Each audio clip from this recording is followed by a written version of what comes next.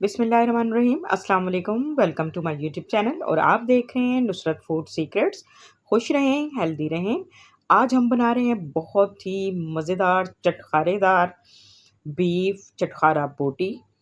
तो आइए हम अपनी रेसिपी स्टार्ट करते हैं और देखते हैं ये मज़ेदार जूसी और टेस्टफुल चटखारा बोटी किस तरह से तैयार होगी और इसके लिए किन चीज़ों की ज़रूरत होगी।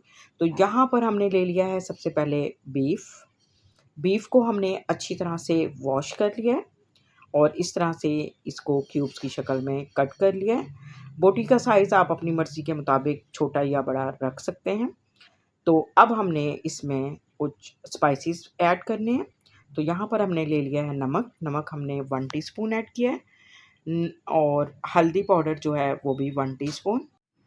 1 टीस्पून सुरख मिर्च पाउडर ऐड करेंगे और 1 टेबलस्पून जो है हमने कुटा हुआ साबुत धनिया वो ऐड करेंगे और इसमें ज़ीरा हाफ़ टी स्पून ऐड करेंगे और इसमें हम थोड़ा-सा फूड कलर, इसको एक अच्छा-सा कलर देने के लिए ऑरेंज फूड कलर ऐड कर देंगे और इसमें 3 से 4 अदद हरी मिर्च बारीक क्रश की हुई वो भी ऐड कर देंगे। इससे इसका स्पाइस बहुत ज़बरदस्त बनेगा और चटखारेदार बनेगी। और यहाँ पे हमने 2 टीस्पून जो है अदरक लहसुन का पेस्ट भी शामिल कर देना है और 1 मीडियम साइज़ का बारीक कटा हुआ प्याज भी इसमें ऐड कर देंगे। प्याज से इसमें फ्लेवर बहुत ही मज़ेदार आएगा।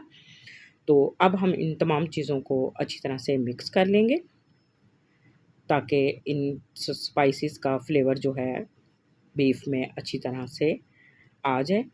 तो अब हमने इसको मज़ीद स्पाइसी बनाने के लिए और टेस्टी बनाने के लिए इसमें 1 टेबलस्पून सिरका ऐड करेंगे और 1 टेबलस्पून ही इसमें हम चिली सॉस ऐड करेंगे और 1 टेबलस्पून इसमें हम सोया सॉस ऐड करेंगे। इन सॉसेस को हमने इसमें अच्छी तरह से मिक्स कर लेना है।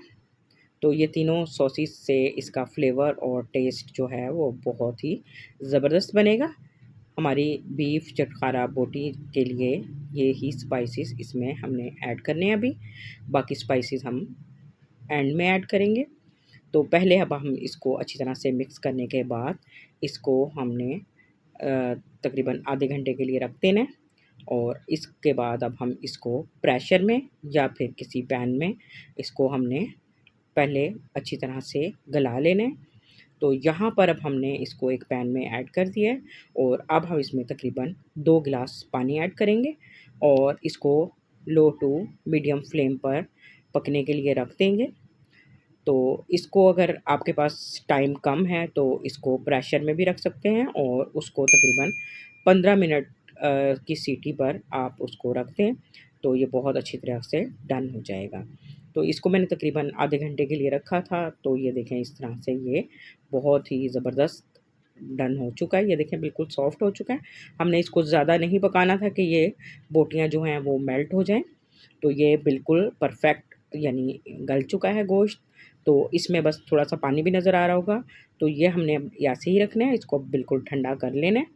तो अब हम इसमें बाकी स्पाइसेस ऐड करेंगे।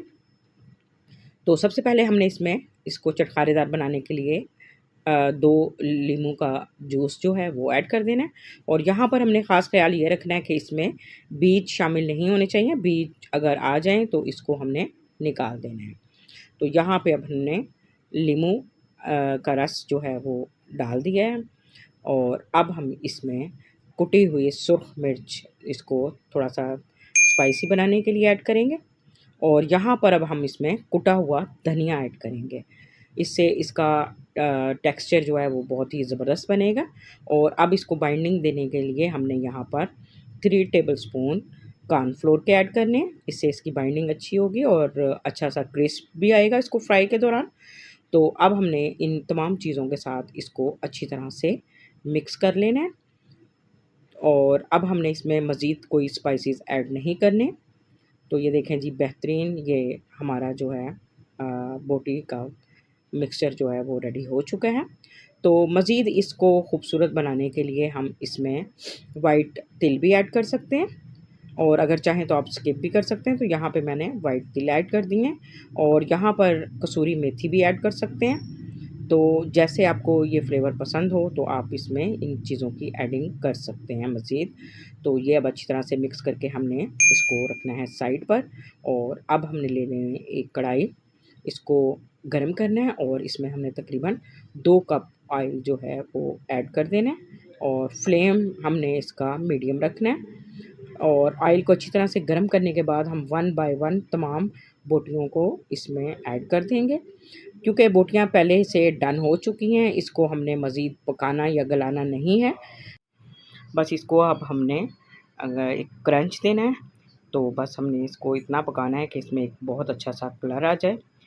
तो एक साइड से अब ये जैसे ही स्टेबल होगा तो हम इसकी साइड को टर्न कर देंगे।